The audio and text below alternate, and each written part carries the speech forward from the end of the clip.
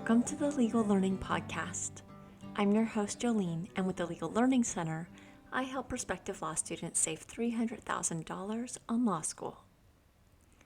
You are invited to join a live webinar either June 2nd, 4th, or 5th, teaching 3 strategies to save thousands on your legal journey. This is only being offered on those 3 dates and will share ways to save tens, even hundreds of thousands of dollars on law school. And I'll be sharing even more ways that you can save. Time is running out. To sign up, go to legallearningcenter.com to receive an email invite. Today we are going to speak with Andrea Koppel.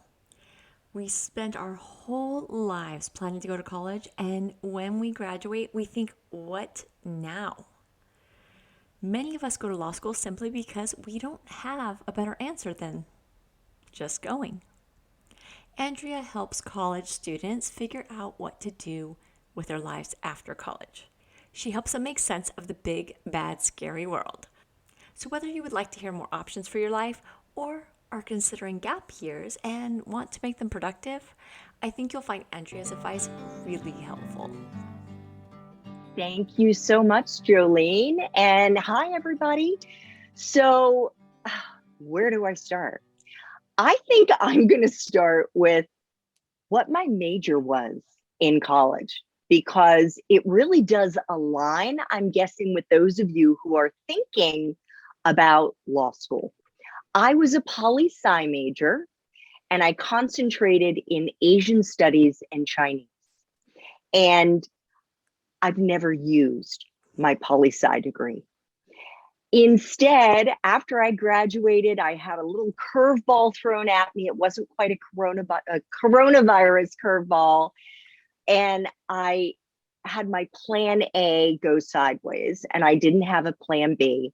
I ended up, through something people might call serendipity, I call magic, ended up getting a job in China because I spoke Chinese. And it was while I was in China that I met all of these journalists, and I listened to their stories, and I said, I want to do what they're doing. And so after 6 months on that job, I quit. I flew back to the US. I spent 20 years as a journalist. I then pivoted into public relations and was a senior vice president of communications. I then pivoted into the nonprofit world and was a vice president of global engagement and policy. And then about 4 years ago, in June of 2017, I quit my last job. And that brings us to where I am today, because about a year after I quit, I started my own podcast called Time, the number 4 Coffee. And the reason it's called Time for Coffee is that that's the message that you send somebody when you want to ask them about their career. Hey, do you have time to grab a cup of coffee? I want to ask you about what you do. And I interview professionals in dozens of different industries about what they do in their jobs and how they built their careers. And now let's fast forward. I saw all of these cross-cutting patterns, and I know, Jolene, you have seen them too, because I listened to one of your episodes. I think it was your 21st episode, and you were talking about all that you had seen in the 20 people that you had interviewed. Right. And I began to see, after about 80 people that I interviewed, that holy cow, there are all of these big takeaways about careers that I'm not hearing conventional wisdom talk about. And so that has moved me into becoming a career coach for college students and young professionals, which is what I'm doing today. Yes, I've also listened to your podcast, and yeah, I love what you cover because it really, I think, helps college students or even young professionals see things like career moves are not, or career development is not linear necessarily, and that we don't have to know the path or the end goal, that we can just grow with our career and change over life. I love hearing that. Exactly. Yeah, it's great. Exactly. No, the truth is, it doesn't matter where you start your career. And I truly believe now, having interviewed hundreds of professionals, that your first, second, third job, they don't really matter. And that you can pretty much start anywhere. And P.S., 90% of the hundreds of people I've interviewed, including me, had no idea what we were going to do with our careers. No idea. That is the norm. So if you don't know what you want to do when you graduate, if you're kind of on the fence and you're like, well, maybe I'll just go to law school, I would say take a deep breath and do something else. And if you still, after having done one job or two jobs, say, you know what, the law is for me, then talk to Jolene. Yes, I think that makes so much sense. I think that we can really find sometimes other things that interest us, or even things to focus on in the law through things we do during gap years. So yeah, if students are afraid of that big bad world with, no path and no direction, do you have advice for them? Oh my gosh, that is my sweet spot. That is my specialty, Jolene. The first thing that I want to say to them is they need to stop thinking about what they majored in college as, and for those who are watching this, I'm making a little house over myself, as the little house that they're going to be forced to live in for the rest of their professional life. And instead, think of your college major as the foundation of a professional skyscraper that you are going to be building over the course of your life, with each new job and each new career adding a new floor in your skyscraper. So once you've broken down the walls of that little house, that major, take out a sheet of paper and have 3 columns. And in your first column, I want you to write down all of your hard skills. These are your technical skills, things like communication, if you know how to use different software, if you are a computer programmer, if you know how to analyze, if you were a comp lit major, creative thinking, whatever it is, you want to put that in the hard skills. In the next column, write down your soft skills. These are all the interpersonal skills, and they include things like empathy, which is huge, adaptability, teamwork, flexibility, interpersonal skills, all of that. And then in your third column, write down the things that light you up, your interests. Where do you lose track of time? And usually you can follow the breadcrumbs to your extracurricular activities. Where did you spend? Where do you spend your free time? Then I want you to take your hard and soft skills, and I actually post about this on LinkedIn. If you scroll through my feed, you can find it. But your hard and soft skills will align with different job functions. Now, what do I mean by that? I mean, if you're a super organized person and you like that, maybe it's project management or being an executive assistant for somebody because you're the one who keeps the trains running on time. Or maybe it's marketing, or maybe it's communications, or maybe it's more technical, computer oriented. All of those job functions, maybe it's finance, they are cross-cutting into a bazillion different industries. And that is where your interests can lead you. So let's just say you're somebody who loves the outdoors. Well, think about that. There are all these companies, these clothing companies that have to do with the outdoors. There are trekking companies. There are travel companies.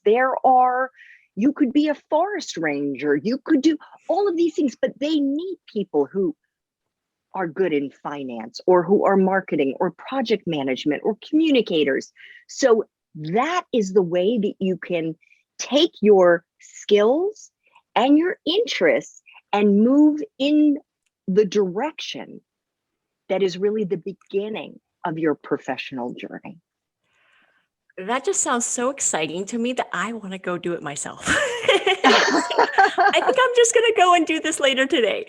But yeah, that's so cool because I can picture when you were talking about outdoors. I mean, yeah, these companies that were, some of these backpacking companies and stuff like that were created by just, two people who had an interest, who were backpacking and their backpacks kept falling apart and stuff like that. And you hear about that all the time. And if people actually maybe tried to do that, while they're still in college or right after college, they might actually find career paths that are more aligned, a little earlier in their lives. And again, you might have that exploration or that first 3 jobs or however many that aren't quite there, but you're on that kind of path of, okay, yes, that organizational skill didn't work for me so well over here. I don't like it in this way. So maybe I go try it over there, and just gives you a little more direction. Yeah, in that big wide world. There's so much out there, and there's so much that they don't talk about in, high school career class, and there's always new things. I mean, when I was in high school and college, there was no podcasting, there was no YouTube, so there's always new things being developed, I mean, just in the last few years, you could be a TikToker, right? You couldn't do that 5 years ago. So Exactly. And that is, I referred to magic earlier. And what I mean by that is not the saw lady in half magic. Okay. It's not like the hand is quicker than the eye. It is the magic of life. And I'm curious if any of your viewers or listeners have already had this happen to them. I'm guessing they have, where you meet somebody, whether it's at a party or whether it's at a family gathering or whether it's at a bar or whether it's in a club, and that person opens your eye to something that you didn't know existed, that maybe it was your major. And by the way, 75% of college students change their majors at least once while they're in school. So that's a microcosm of what's going to happen to you when you get outside of college and start this journey. But there is the magic of meeting people, of having experiences, of maybe that first job is just okay, but you're in an office and somebody else, one of your colleagues, is doing something that you had never heard of before, and you're talking at lunch, or you go out after work to grab a drink and they're telling you about what they do, and you're like, wow, that exists. This is going to happen to you over and over and over again. And maybe it's unfortunate that you can't look into, your magic globe and see that this is going to happen to you, but I actually think that this is what makes life so exciting. We don't know what waits for us around the corner. If you had asked me when I was in college and said, Andrea, what do you think you're going to be doing in 2020? The last thing that I would have said is, I'm going to be a career coach for college kids, and I'm going to be a podcaster. So I think it's fun. yeah, I'm with you. And I can already think of so many different circumstances where that has happened, where just some random thing led to something else. I mean, even just within my legal career, just I remember orientation day, I was like, okay, we're having a lunch with, I don't know, one professor and a half dozen students at a table. And I decided I'm going to make a friend of one of these people. They're going to be the person I sit next to on the first day of school, so I'm not alone.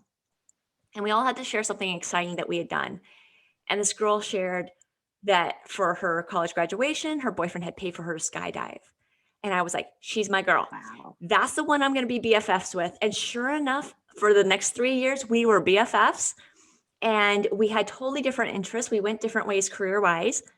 But after a few years, I was like, you know what? I just really need to be making good money and I'm not. And she is. And so she got me into the industry I was in for the next 15 years. And I thought I would hate it and I loved it. And it was just like, okay, I just need to pay some bills.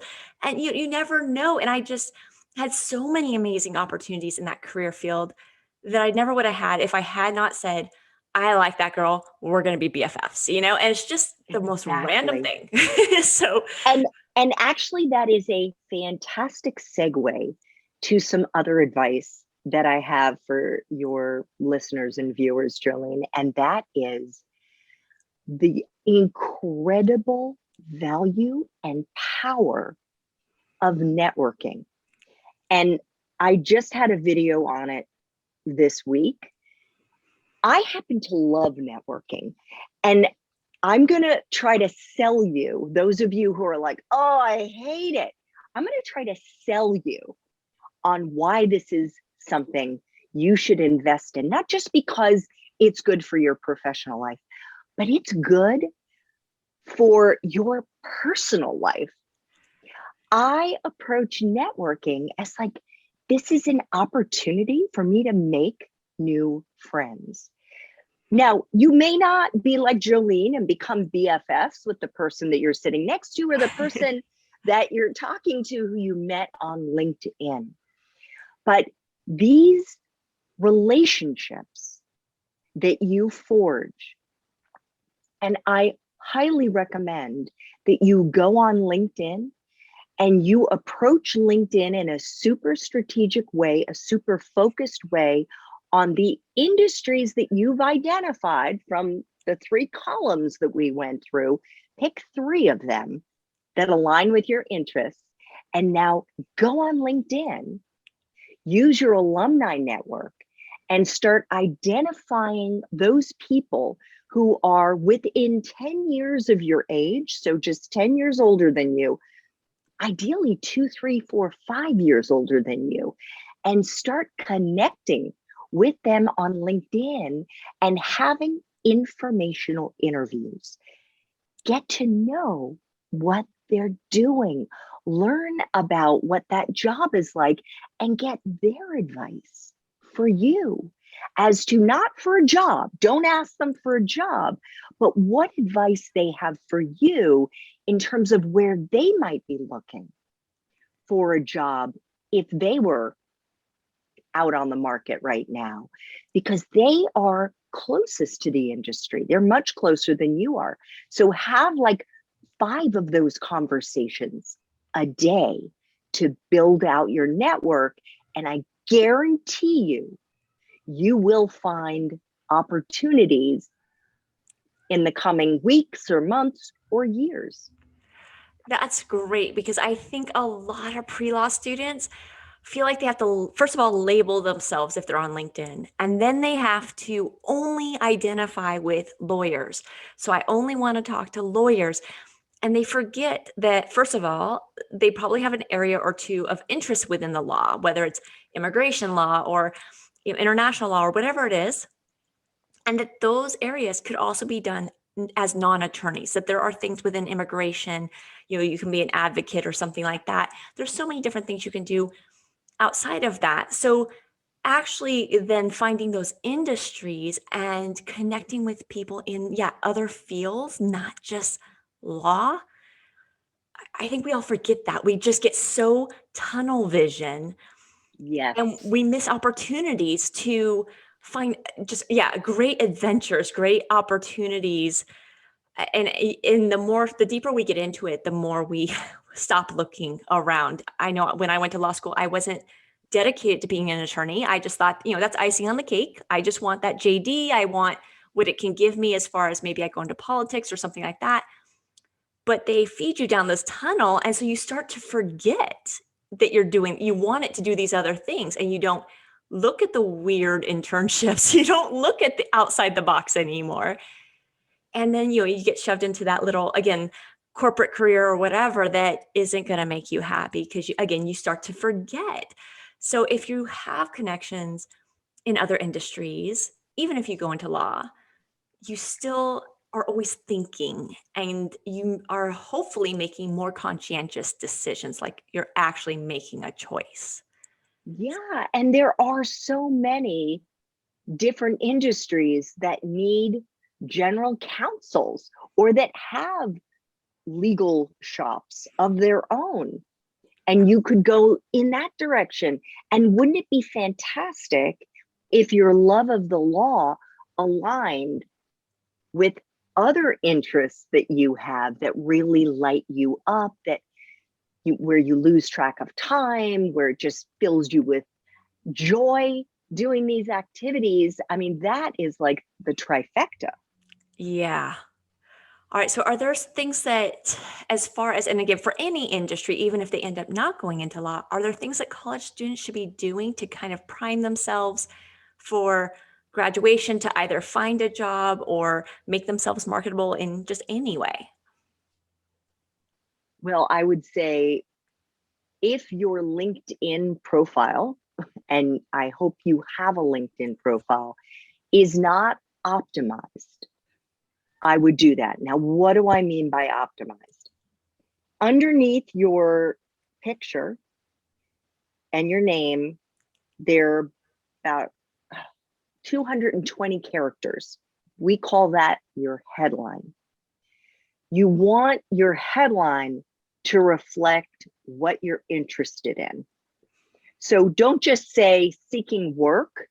You want it to be aligned with the type of industry, like seeking project management job in fill in the blank, something along those lines. So you want that to be optimized. You want to have a picture that is, if it's from the waist up, but you definitely could just be your shoulder, from the shoulders up. You want to be smiling and showing teeth. Why? Because there's research that shows you come across as more likable, more relatable. And then you want to fill out your about section. That is so important. Recruiters and other hiring managers will look at your about section. And this is where you have the opportunity to spell out in more detail the type of a role, the type of industries that you're interested in, and show us some of your personality. Let that come through. Give us a sense of the kind of person that you are and the interests that you have, and let that come through. And if you've had part-time jobs, full-time jobs, volunteer work, whatever it is, you want to fill that out in the experience section. So you really want to optimize your LinkedIn profile, and you want to make sure that the button, there's a button that lets recruiters know that you are open for business, basically, that they can contact you. You want to make sure to have turned on that button. Okay, that's and really then good. the second thing is the networking. And if you are young, if you're not a senior, if you're an underclassman, I would say, oh my goodness, first of all, you're so lucky that you're listening to this right now. You need to start networking yesterday. You really need to be reaching out to at least 20 people a week to connect. And I can talk you through very quickly, if that's okay, Jolene, Yeah. how they can go onto their alumni page on LinkedIn. This is like the little secret back door. So you want to go to the search bar in the top left of your screen. I'm just going to do this as if you're on a laptop. So you want to type in the name of your school and go to the main page. Click on that, and then you'll see different tabs. it'll say people, jobs, this, that, and the other. You want to click on the alumni button. Then you have like 5 different filters that you can use. And you can search by city, you can search by company, you can search by job function, you can search by what their college major was, and you can search by the year or a block of years where they graduated. And I would recommend going right up to the years and putting in, let's say it's, all right, now it's 2021, putting in 2011. You may go back to 2009. And why do I say that? Because 2009 was the beginning of the last Great Recession. And those graduates are going to empathize with anyone who is graduating in this economic time. So you put those years in there, and let's pretend that a company that you're interested in is there. And if it isn't, you can do a plus sign and add the name of the company that you're interested in, and then hit return, and then scroll down. And all the LinkedIn profiles that fall into those parameters are there. And now you can start looking, because you'll see their headlines, you'll see what they're doing, what their job titles are. And you can start looking then by pressing on their profile, looking at maybe what their first job was after they graduated. And this gives you, first of all, you have an automatic common reference point when you reach out to connect, because you can say, hey, I'm an alum of yada yada, or I was also a such and such major at this school, or I see we were both members of the same frat or the same fraternity, or or that we were both in this club, or whatever it is. You go through with a fine-tooth comb, find those things that you have in common with them, and then you can put that into your request to connect. You get 300 characters to add a note. I highly recommend, do not just press connect.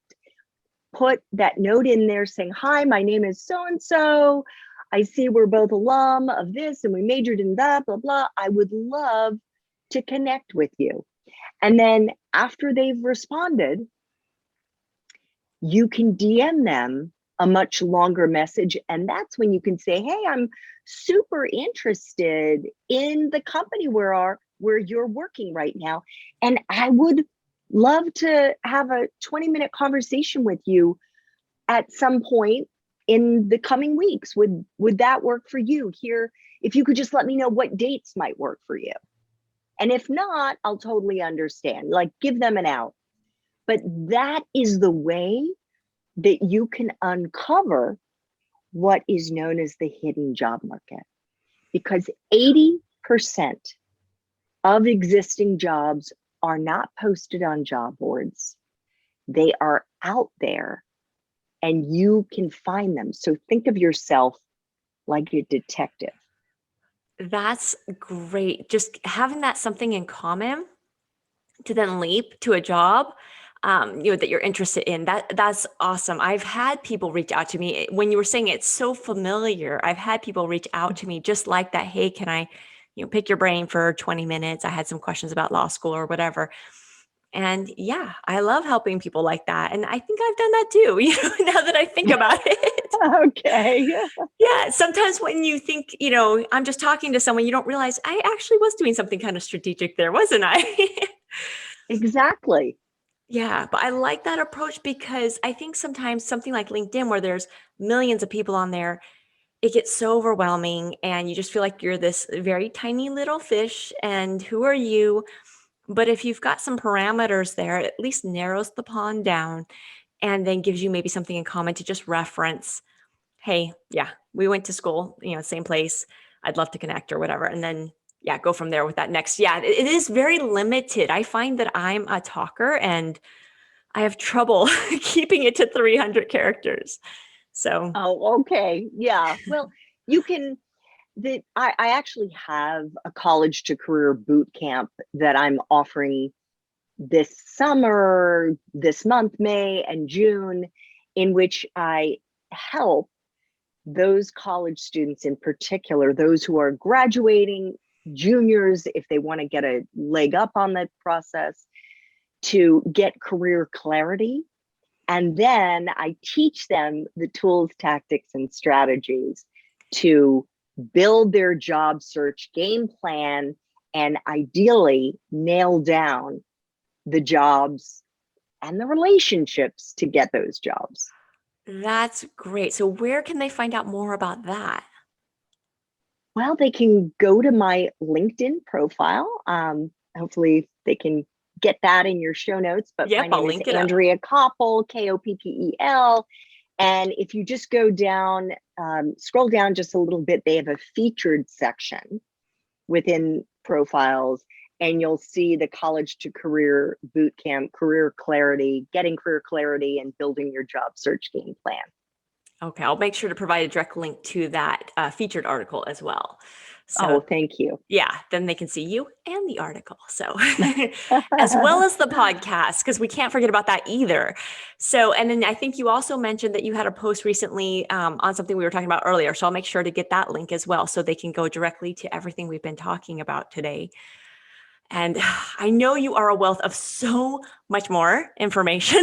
And I think we may even have to just have you back on in a few months or something to cover some more. Would love that. Because I definitely can see so much more we could cover. And I think these students can use so much more guidance in this area, whether they're just going to take a few gap years, whether they just want to market themselves better in general, or, if they're really thinking maybe law school isn't right for me and I want to see what else is out there, but I want, some guidance on that. I think just about everyone could use you. So, Well, I would just say the reason that I created Time for Coffee over 3 years ago was to help college students, to help all of you, so that by listening, and I started it 2 years before the coronavirus, it was to give all of you the opportunity to hear what different jobs are like from the professionals who are doing those jobs, and to learn about how their careers unfolded. And if you go to the Time for Coffee website, time, the number 4, coffee.org, it's all smushed together. You'll see on the home page, all of the episodes are organized by industry.